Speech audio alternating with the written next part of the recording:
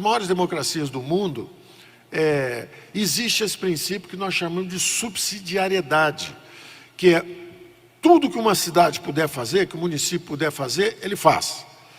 O que ele não puder fazer, vem o Estado, então, para fazer.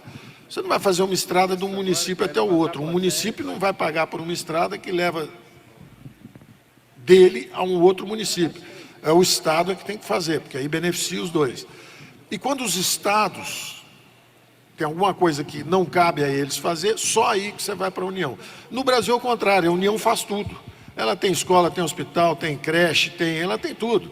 E os recursos estão lá. E o poder do presidente, o poder financeiro, o poder político é imenso.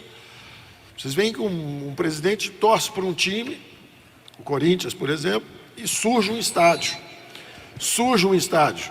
Ele gosta de dois países, como Venezuela e Cuba, e surge uma joint venture, um financiamento com a Venezuela, para fazer uma refinaria em Pernambuco. Ele gosta de 20 bilhões, e a refinaria não ficou em pé. Surge um porto em Cuba. Ele gosta de um ou dois empresários, o BNDES recebe 500 bilhões, passa 10 bilhões para esse empresário vira o maior empresário de proteína animal do planeta. Nenhum presidente pode ter tanto poder. O poder tem que ser limitado e descentralizado.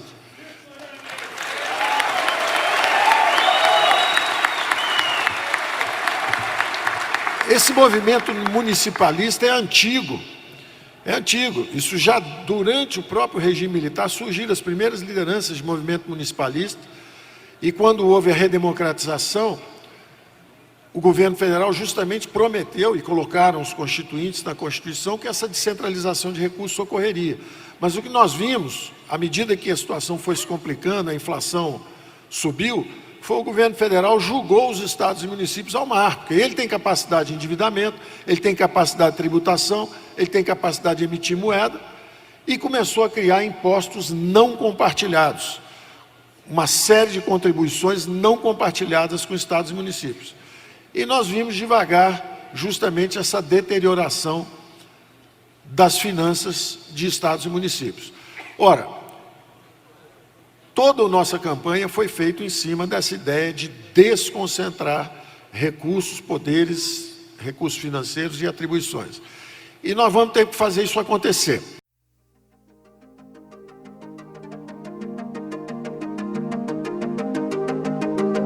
Que é a redução, simplificação e eliminação de impostos. O Brasil tem mais de 50 impostos diferentes, nós vamos reduzir isso tudo. O secretário Marcos Sintra está aí, depois se quiserem perguntar também. Nós vamos baixar, simplificar e reduzir impostos para o Brasil crescer. É a reforma tributária. Ele já vai, esse ano ainda, já vai pegar 3, 4, 5 impostos, que tem duas grandes notícias. Primeiro, nós vamos simplificar, vamos pegar 2, 3, 4, 5 impostos, fundir num só. Vai se chamar o Imposto Único Federal. E a boa notícia é que todas aquelas contribuições que não eram compartilhadas, foram criadas para salvar a União e tirar esses recursos de estados e municípios. Na hora que nós unificarmos no Imposto Único Federal, serão todas elas compartilhadas.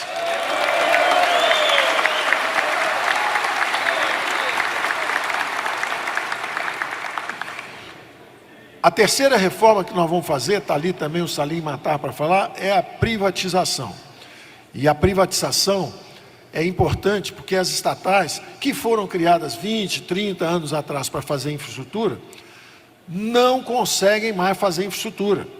A Eletrobras estava quase quebrada, a Petrobras quase quebrou, e quando a estatal não consegue mais investir, acaba aparelhada politicamente, vira foco de corrupção. Onde aconteceu o mensalão?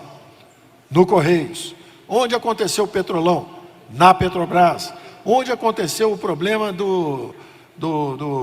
diziam que era o problema do MDB, não é? Caixa Econômica Federal.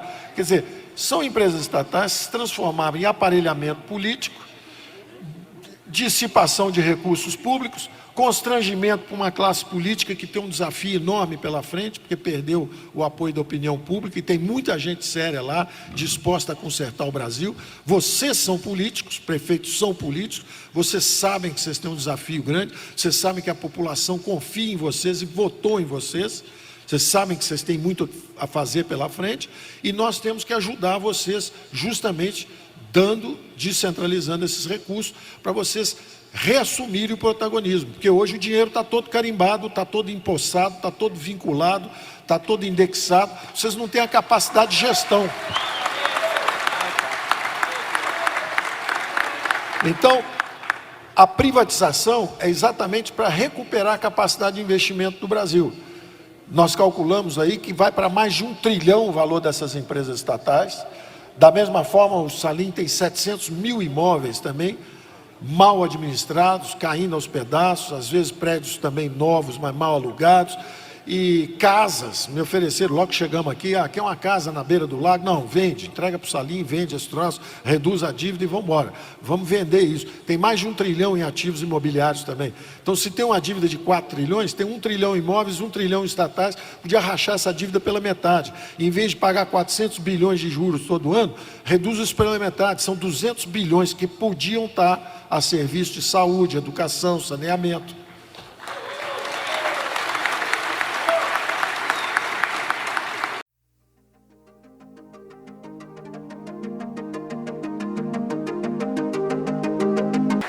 Então, previdência, tributária, o Pacto Federativo, que eu falo já, as privatizações, a Secretaria, o que era o Ministério de Indústria e Comércio, que na verdade era quem não deixava simplificar, quem protege cartéis, protege monopólios, não deixa abrir a economia. Nós mudamos o nome, em vez de Ministério de Indústria e Comércio, agora é Ministério da Competitividade, da Produtividade. Nós vamos digitalizar o Brasil, simplificar tudo. O sujeito, em vez de abrir uma empresa, tem que pedir 8, 9 licenças para 9 órgãos públicos, é o contrário. Abre primeiro e explica depois. Primeiro você abre a empresa.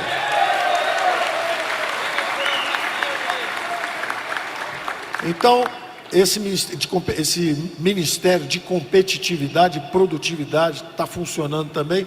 O outro é o Ministério que nós chamamos de gestão, que era o antigo Ministério de Planejamento, que vai fazer também a reforma do Estado. 50% do funcionalismo público federal se aposenta nos próximos 5, 6 anos. Nós já estamos segurando os concursos públicos. Aposenta, vai descansar, vai em paz, nós vamos cortar dramaticamente o número de funcionários. A máquina tem que ser enxugada, tem que enxugar a máquina, tem que ser mais barato. E nós vamos digitalizar. Então, antigamente saíam 3 funcionários, entravam 5. Agora vão se aposentar 3, não entra nenhum. E isso tudo está sendo planejado com muito cuidado. Tem as especificações do trabalho, tem os requisitos para preenchimento da vaga, tem que pedir para abrir o concurso público, tem que explicar muito bem. Acabou o empreguismo, não tem mais isso. Essa é uma outra secretaria especial nossa. E, finalmente, uma que vai abrir a economia. Agora, como eu já disse, até e chegou um dos vídeos, eu falei, na verdade, 12 anos atrás, e está circulando como se fosse de hoje. Mas foi no Fórum da Liberdade, lá no Sul, 12 anos atrás, quando eu dizia o seguinte: para você abrir a economia, você precisa primeiro baixar o custo do Brasil, investir em logística, simplificar os impostos. Porque hoje, se você abrir para um chinês entrar, o empresário brasileiro está com uma bola de ferro na perna direita, que são os juros altos, uma bola de ferro na perna esquerda, que são os impostos, um piano nas costas, que são os encargos trabalhistas e sociais. Aí você fala para o chinês: corre agora que ele vai te pegar. Não dá, você vai destruir o parque industrial brasileiro. Então nós temos que abrir, não como estava se pensando, todo ano reduzindo um pouco. A gente prefere reduzir bem pouquinho no início do governo. No final, nós temos que baixar aí a tarifa média de importação em 10%. Em vez de baixar 2,5%, 2,5%, 2,5%, 2,5%, a gente baixa quase nada no primeiro ano, 1%, essa tarifa média, que é para dar tempo para soltar a bola de ferro da perna direita. Simplifica os impostos, reduz as alíquotas. Aí tira a bola de ferro da perna esquerda, baixa mais os juros. Aí começa a tirar os encargos trabalhistas, entrando com a nova Previdência, que vai gerar um choque de emprego para os jovens. 10 milhões de empregos para jovens, de repente, no primeiro emprego. Eles hoje são proibidos de trabalhar pelos encargos abusivos, eles não têm experiência de trabalho, não têm ainda capacidade nenhuma de achar o emprego. A economia parada. Ele vai para a droga, vai para a criminalidade. Nós estamos condenando a juventude aí para o caminho errado. Nós estamos proibindo o jovem trabalhar. Desde quando trabalhar faz mal para a saúde? Então, se você deixar os primeiros empregos serem sem esses encargos, já nessa nova Previdência, verde e amarela, são jovens ainda que estão tendo a primeira oportunidade de emprego, nós vamos criar dezenas de milhões de empregos para esses jovens muito rápido. Milhões de empregos, certamente, 1, 2, 3 milhões, certamente. Em 4, 5, 6, 8, 10 anos, dezenas de milhões de empregos.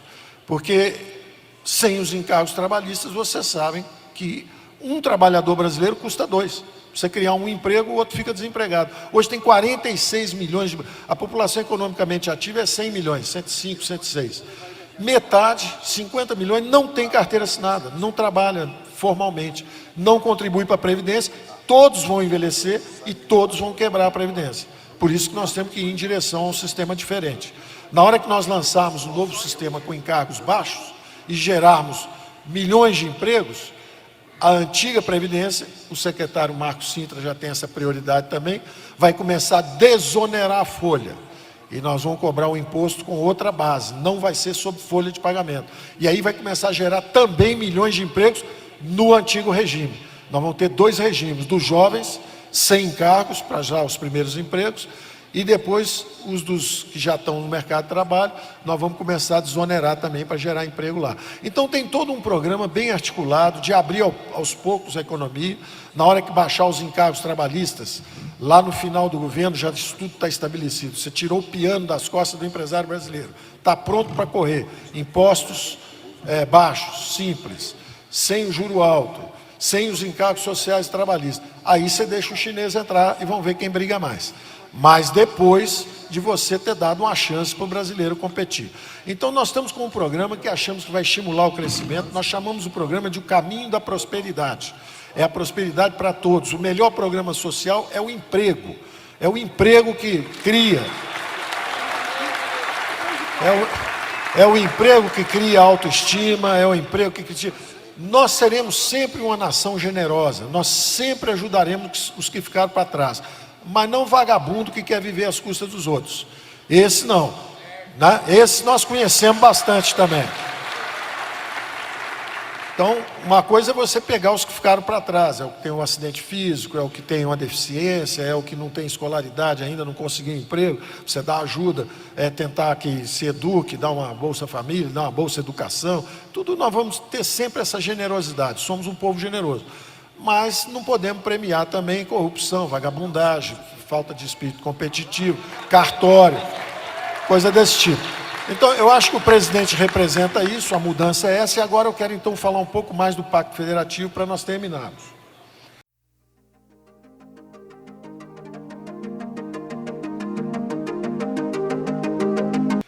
A ideia do Pacto Federativo é realmente botar o dinheiro na base, botar 65% a 70%. O Brasil hoje está com 65% do recurso aqui em Brasília. Aqui não falta nada. Agora, lá embaixo falta tudo. 70% do dinheiro tem que ir para baixo. 70% do dinheiro lá embaixo.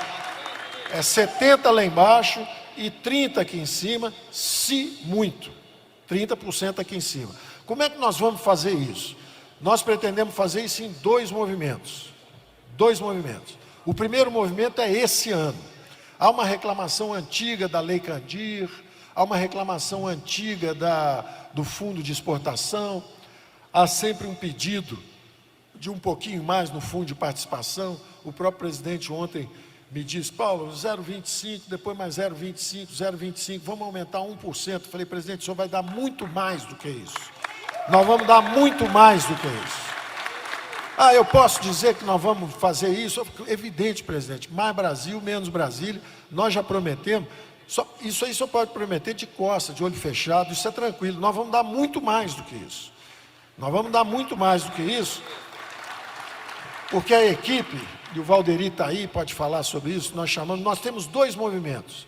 O primeiro movimento, que a gente chama o plano de equilíbrio econômico, é um plano financeiro de curto prazo, porque justamente tem governador que entrou agora, e já entrou com o Estado quebrado, devendo fornecedor, sem pagar a folha de pagamento há 2 ou 3 meses, quer dizer, o Estado já esfacelado financeiramente. E é um governador sério, como é o Caiado aqui em Goiás, por exemplo, né? É o Zema lá em Minas, é gente que quer fazer o Witzel lá no Rio, gente que quer fazer a mudança, quer fazer o esforço, quer ajustar, mas já está sem recurso. O que eu disse para eles é o seguinte: respira no canudinho que está chegando o reforço está chegando. Fica respirando um pouquinho, busca oxigênio, aguenta vivo que nós estamos chegando. E diz o Valderi que em 30 dias a cavalaria chegou, não é isso? Em 30 dias nós estamos chegando. E o plano é o seguinte: pega o FEX, que era 1,5 bilhão, pega a Lei Candir, que era 1,9 bilhão, somos dois, dá menos 4 bilhões. Então tá bom, em vez de 4, nós vamos fazer um programa de 10 bilhões. Vamos fazer mais do que o dobro dos dois programas juntos. Só para a turma sobreviver esse ano. Vamos jogar essa aí. É o balão de oxigênio. É o balão de oxigênio que nós vamos dar o fôlego. E a base é muito simples. A base é o seguinte: se você pegou o carro com o tanque vazio, tanque de gasolina vazio, vai fazer as reformas todas, aí vai enchendo o tanque. Aí chegou no final, especificamente um governador, está quebrado hoje. Aí ele se comprometeu a fazer todas as reformas. Hoje ele não consegue nem pagar o funcionalismo. Nós vamos fazer o seguinte: se ele fizer todas as reformas, ele hoje não tem dinheiro para pagar nada, vai ficar esse ano apertado, mas no final do ano ele conseguiu 1 bilhão de ajuste, no segundo ano 2 bilhões, no terceiro 3, no quarto ano ele tem 4 bilhões. Ora, ele agiu certo, mas a vida foi cruel com ele, porque ele fica sem pagar um ano, não sei nem se ele resiste politicamente, aí enche o tanque. Quando ele encher o tanque, está na hora dele ir embora, e vem outro para gastar, que foi exatamente o que fizeram com ele. Então nós vamos inverter isso, nós vamos fazer o seguinte: em vez de você encher o tanque, já que você pegou o tanque vazio, nós vamos encher metade do seu tanque, mas você também entrega o tanque pela metade lá na frente. Então, em vez de não ter nada agora e muito no final, você vai gastar mais agora, menos um pouco no final, mas vai manter a comunidade estável. Então é isso que nós vamos fazer. Essa é a essência do plano Mansueto. O Estado que quiser ajudar a receber investimento de saneamento, nós vamos fazer outorga, ajudar a fazer concessões, para ele receber dinheiro, já recebe adiantamento do BNDE, recebe adiantamento do nosso plano econômico, a equipe toda vai estar ajudando. O Salim ajuda a vender o estatal, a BNDE ajuda a refinanciar, o Valderi, a Secretaria da Fazenda, ajuda a dar o dinheiro, antecipação, para que ele possa gastar mais agora, e no final menos, em vez de entregar o tanque cheio, ele pode gastar menos um pouco no final. Então, esse é o plano nosso para ajudar um governador a atravessar o deserto. Nós vamos encher o cantil. Mas isso não é o futuro. O futuro vem justamente do petróleo. São entre 500 bilhões de dólares a 1 trilhão de dólares nos próximos 20 anos. E esse dinheiro não sai do fundo, porque eles não só tinham uma empresa só explorando, que era a Petrobras, como ainda quebraram a empresa antes do petróleo sair. Só tem um tirando petróleo. E você quebra ele antes dele furar, não vai dar certo. Então o que nós estamos fazendo é o contrário. Nós vamos permitir que mais gente transforme esses recursos em recursos do povo brasileiro, em vez de ficar embaixo do oceano, que é como está hoje, né? A gula mata. Se você quer ficar com tudo para você, acaba que você morre antes do petróleo sair.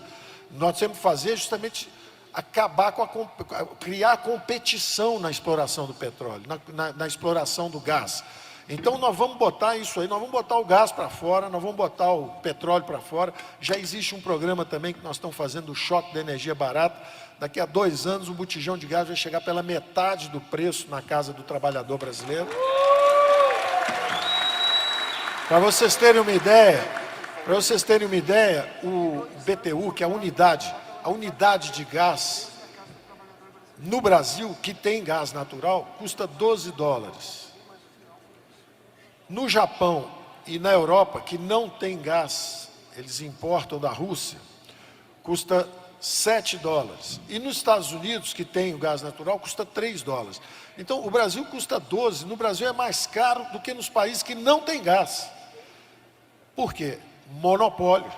Monopólio da Petrobras para refinar, monopólio das companhias estaduais para distribuir, tudo monopólio. Nós vamos quebrar esses monopólios e nós vamos baixar o preço do gás e do petróleo, com a competição, fora a redução da roubalheira, né?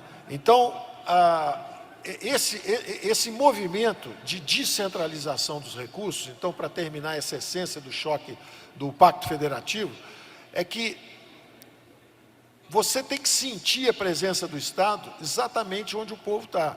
Se você está num país mais avançado e alguém puxar uma arma e der 3 tiros para cima, na mesma hora vem 8 viaturas da polícia, tem uns snipers apontando para você e fala, olha, abaixa a arma aí, porque senão vai dar errado, vai dar ruim para o seu lado. E baixa a arma devagar. Se você desmaiar, tem uma ambulância para te pegar e te levar no hospital público. No Brasil, você pode dar tiro 3 dias pela cidade, dar tiro para todo lado, que a polícia corre porque está desarmado, o bandido tem uma metralhadora, um fuzil R-15, quer dizer... Então, o Estado está desequipado, a prefeitura não tem o recurso para o ambulatório, não tem recurso para o grupo escolar. Então, a nossa ideia é já pegar o pré-sal, mas não é gradual, não. Já pega o ano que vem, já joga 70%. Minha equipe vai ficar brava, minha equipe fala assim, não, vamos fazer gradual, porque hoje 100% é da União. Então, vamos passar 10% para o Estado, no ano seguinte 20%, no ano seguinte 30%. Não. Os recursos hoje já estão com a União, a maior parte. 65% já é da União. E 25% dos estados e municípios. E 35% dos estados e municípios. Então, o futuro, 70% tem que ser de estado e município já. Não é daqui a 20 anos. Não é daqui a 20 anos.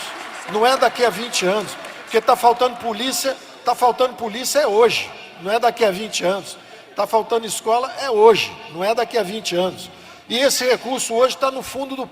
O recurso hoje está no fundo do mar. Por que eu vou passar aos poucos um recurso que eu não tenho? Eu não tenho. Se eu pegar 30% já está ótimo.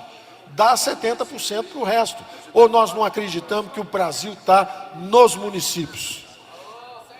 O Brasil vive nos municípios.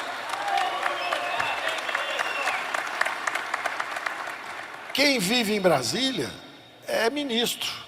O povo vive nos municípios. Então está cheio de ministro com verba grande e está cheio de governador e prefeito sem verba. Tá certo? Então essa é a nossa direção, podem contar conosco. Isso é filosofia, promessa de campanha, concepção econômica, concepção política. Uma democracia mais forte se ela for descentralizada, se cada um for responsável. Um argumento muito usado é, não adianta mandar dinheiro para o município, não, porque lá tem roubalheira, tem isso, tem aquilo. Quem é que está falando de roubalheira? Quem é que pode falar de roubalheira em governo federal, falar de roubalheira em município? Quem é que pode falar disso? Tá certo? Ah, mas eles não sabem. Eles não sabem administrar, eles vão fazer uma ciclovia em vez de fazer uma escola. Ora, você tem que acreditar na democracia. Se o prefeito resolver fazer moinho de vento, vai perder a próxima eleição. Você tem que confiar na população que votou, tá certo? Então, nós acreditamos na democracia. E a democracia representativa, a turma vem aqui, vota o orçamento, mas o recurso tem que descer e é administrado lá embaixo. E nós acreditamos nos mercados, que também são descentralizados. Então é o que a gente chamou durante a campanha de ordem e progresso. E nós estamos indo nessa direção e contem conosco.